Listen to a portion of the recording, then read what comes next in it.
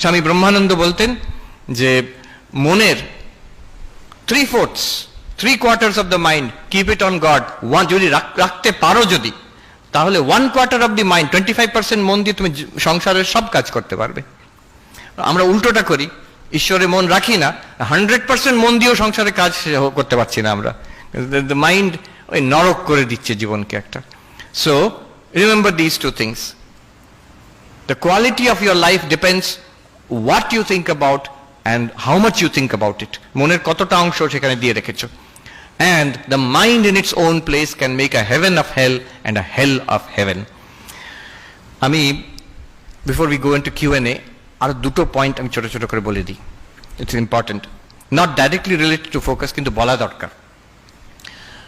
একটা হচ্ছে স্বামী বিবেকানন্দ বলছেন ফোকাসের থেকেও আগে more important and enabling quality is faith in yourself. নিজের উপরে আত্মশ্রদ্ধা, নিজের উপরে বিশ্বাস। ওই স্বামীজির বিখ্যাত কথা, the old religion said he who does not believe in God is an atheist, the new religion says he who does not believe in himself is an atheist.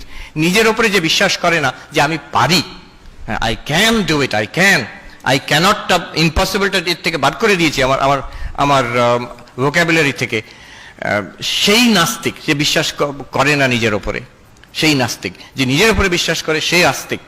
Mahatma Gandhi বলছেন only he can believe in God who believes in himself.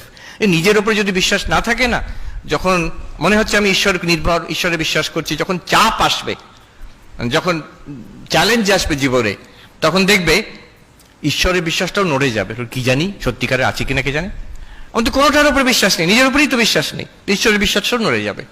So one who has firm faith in himself can have faith in God.